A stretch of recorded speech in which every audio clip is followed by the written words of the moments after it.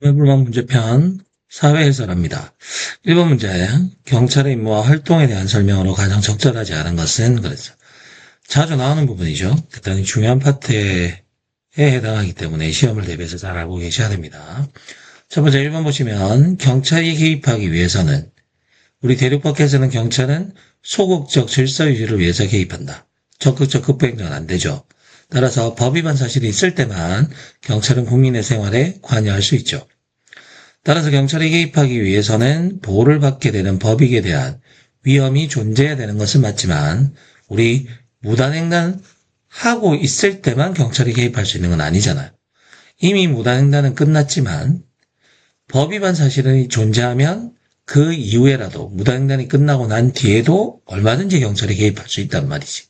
그래서 법익에 대한 위험이 필수적으로 존재하는 것은 아니게 되는 거니까 1번 지문은 틀린 게 됩니다. 2번 봅시다. 우리 위험과 손해를 항상 구별하라고 이야기를 했었죠. 시간적으로 뭐가 먼저다? 위험이 먼저고 위험하다고 해서 항상 손해가 발생하는 건 아니라 그랬죠. 내 차 앞으로 다른 차가 위험하게 끼어들었다고 해도 100% 손해가 발생하는 것은 아니고 손해가 발생할 가능성이 높아지는 거니까 위험이 등장할 때 키워드는 가능성이라고 이야기했습니다. 추상적 위험은 구체적 위험에 대한 가능성, 위험은 손해에 대한 가능성, 손해는 객관적 이유 현장, 법익의 감소 이렇게 되는 거였죠. 따라서 이번 지문은 맞는 이야기가 되겠다. 그 다음 3번 경찰의 개입은 구체적 위험 단계 A가 B를 칼로 찌르거나 찌르기 직전의 상태입니다. 당연히 개입할 수 있고요. 추상적 위험 칼을 들고 학원을 돌아다닙니다. 당연히 경찰이 개입할 수 있죠. 다만 수단은 다르다 그죠? 구체적 위험일 때는 명령 강제가 가능하죠. 이리 와. 그리고 체포도 가능하기 때문에 권력적 수단이 가능한 거고 추상적 위험의 경우에는 학원에서 칼을 들고 돌아다니고 있지. 그럼 이때는 체포가 아니라 칼 이리 주세요. 그리고 나가셔야 됩니다.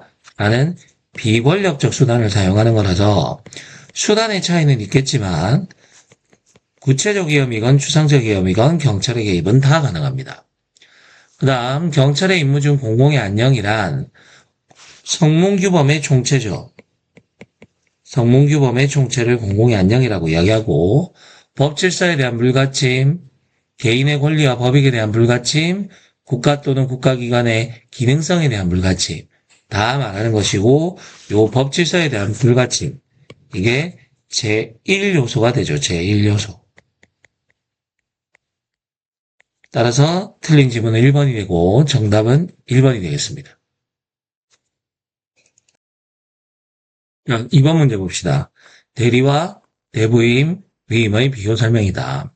자, 위임과 대리의 가장 큰 차이는 대리는 권한의 이전이 없죠. 권한의 이전이 없는 것이고 위임은 권한의 이전이 있다, 그지?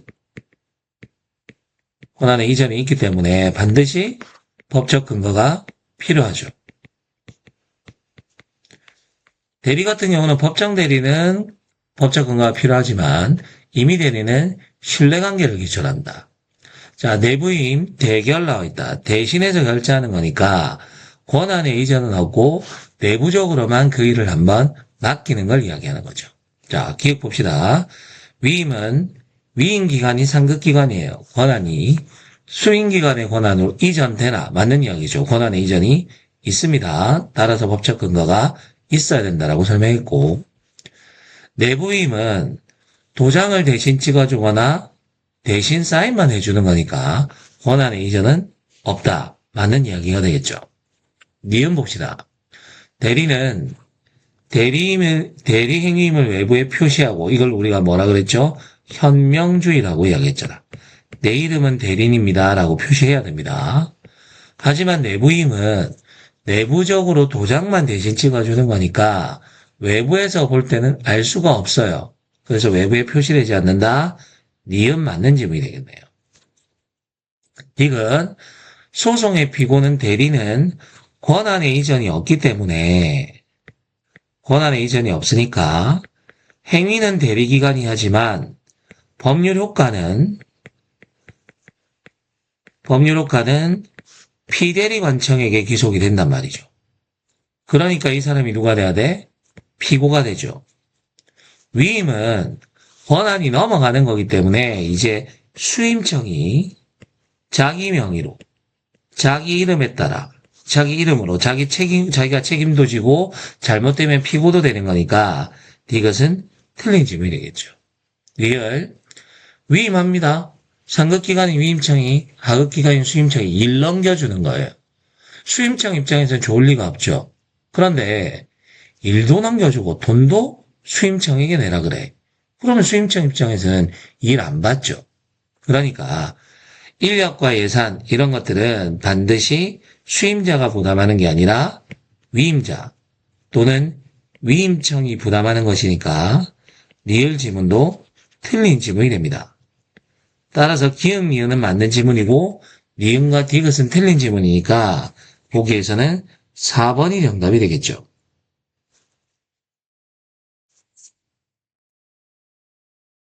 그래서 한번 공직자윤리법입니다. 최근 경위공개채용시험에도 출제가 되었기 때문에 한번 체크해 두시고 넘어가실 필요가 있습니다. 공직자윤리법은 기본적으로 돈과 관련된 청렴외국과 관련된 것들이 많죠. 재산을 등록하고 공개하는 거라든가 선물을 받았으면 신고하고 인도하는 거 그리고 업무 지급 제한, 취업 제한 이런 것들이 걸리죠. 자, 1번 봅시다. 공무원은 물론 지방의원도 마찬가지겠죠. 자, 공직유관단체 임직원은 외국으로부터 선물을 받거나 그 직무와 관련하여 외국인에게 선물을 받으면 소속 기관단체장에 신고하고 인도해야 됩니다. 됐죠?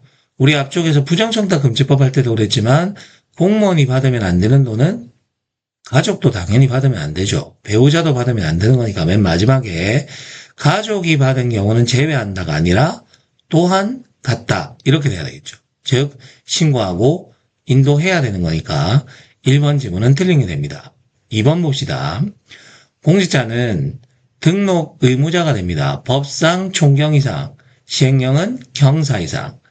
2개월이 되는 날이 속하는 달의 말일까지 등록하면 되는 거니까 2번 지문은 맞는 지문이 되겠죠. 3번 재산 등록 의무자가 등록할 재산은 소유 명의와 관계없이 사실상 소유하는 재산 당연히 포함이고요. 비영리법인의 몰래 재산 돌려놨을 가능성도 있기 때문에 이것도 포함. 외국에 있는 재산도 다 포함되는 거니까 포함하지 아니한다 3번 틀렸죠. 4번 기관 업무기준 취업심사 대상자 우리 취업도 물론이지만 똑같은 일을 하는 것도 안 된다 그랬죠. 퇴직 전 2년까지 했던 일은 퇴직 후 2년 동안 지급할 수 없는 거니까 4번도 역시 틀린 지문이 되고 답은 3번은 2번이 됩니다. 3번 문제의 답은 2번이 됩니다. 자, 징계 파트는 대단히 중요한 파트입니다. 자, 그래서 1번 보시면 경찰기관의 장은 자기 소속 경찰 공무원이, 자기 직원이 징계 사유가 있다고 인정이 됩니다. 그런데 나랑 친한 직원이니까 징계역을 요구한다. 나랑 친하지 않는 직원이니까 징계역을 요구를 한다? 이건 문제가 있죠. 따라서 징계역을 요구할 수 있는 것이 아니라 요구하여야 한다. 이렇게 돼야 맞는 이야기죠. 따라서 기속행위가 되고요. 징계해결 요구와 관련해서는 결정재량이라는 건 없죠. 다만 징계해결을 요구할 때 중징계와 경징계로 구분해서 요구할 수 있으니까 선택재량이라는 건 존재합니다. 따라서 1번 지문이 틀린 것이 되고 4번의 답은 1번이 되겠죠. 2번 봅시다.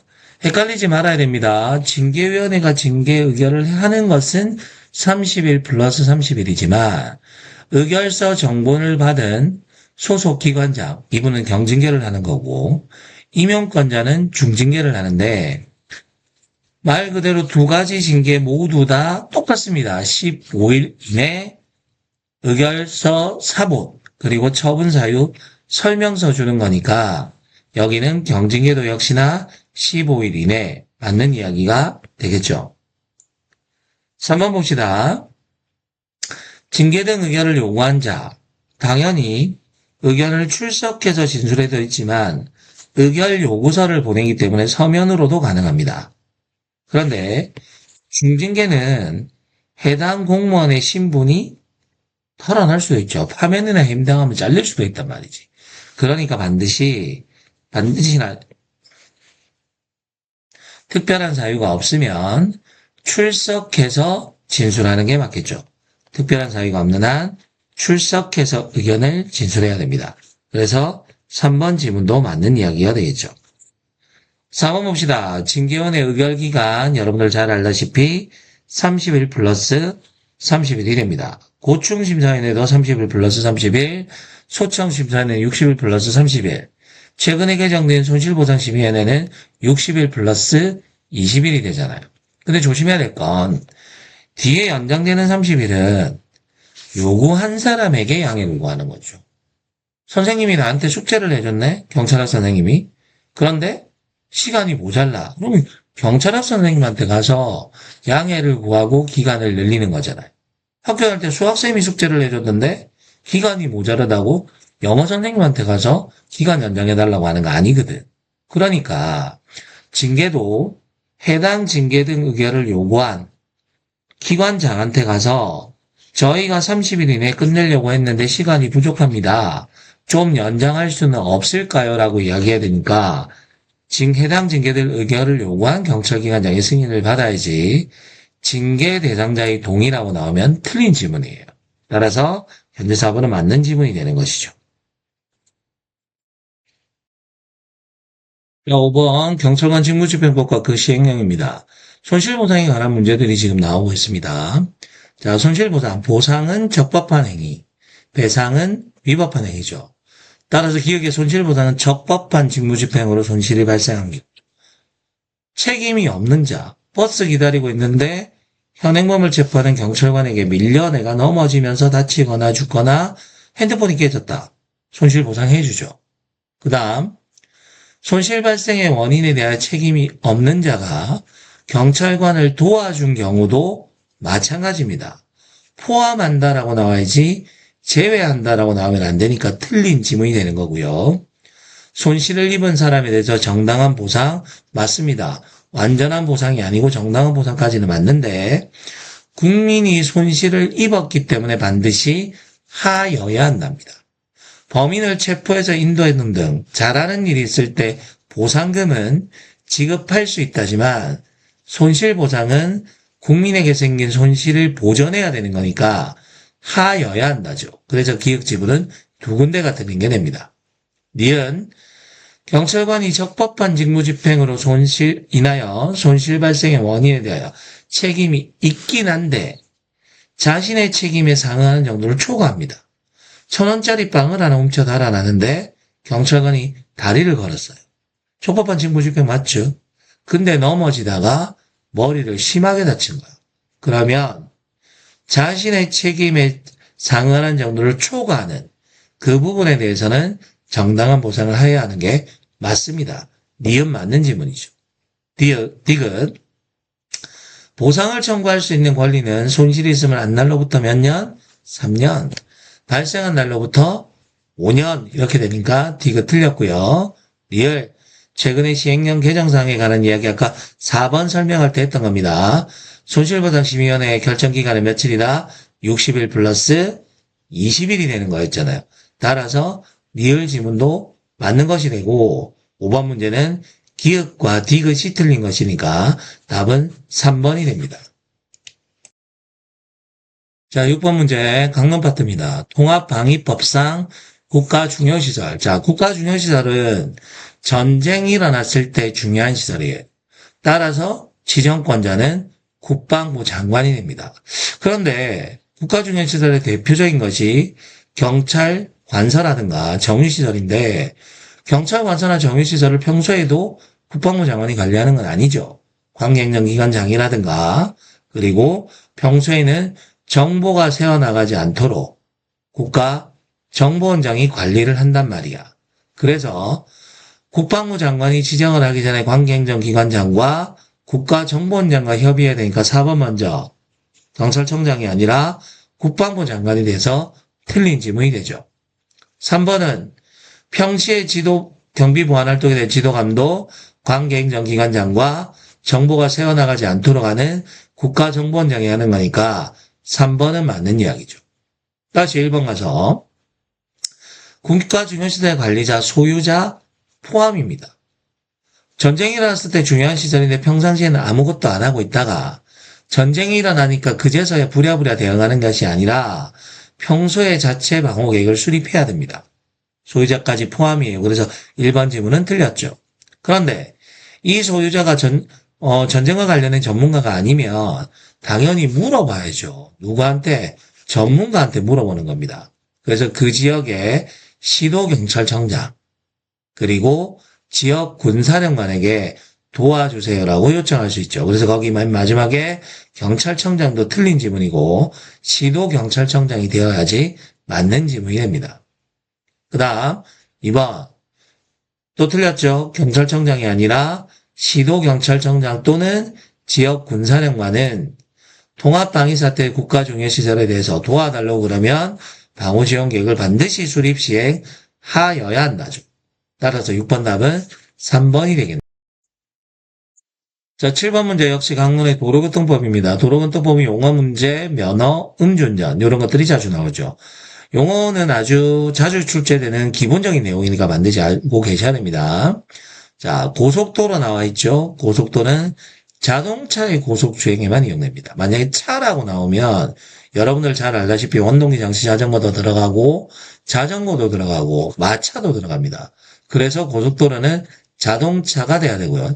자동차 등이 되어서도 안 되죠. 자동차 등이 되면 원동기 장치 자전거가 들어가는 거기 때문에 틀린 지문이 됩니다. 기억 지문 틀렸죠.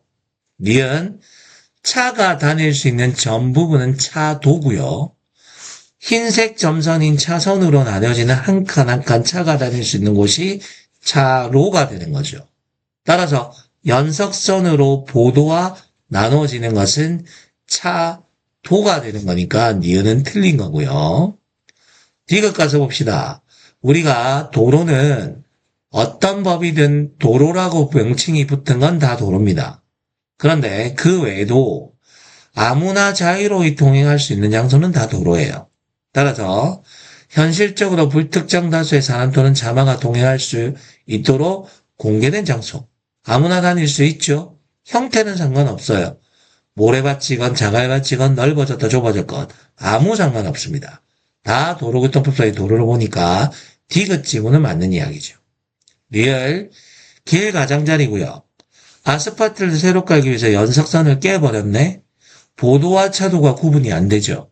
그럼 차량들이 보도를 침범하게 되니까 높이 차이가 없으니까 사람 보행자의 통행을 확보할 수 있는 공간이 없잖아요.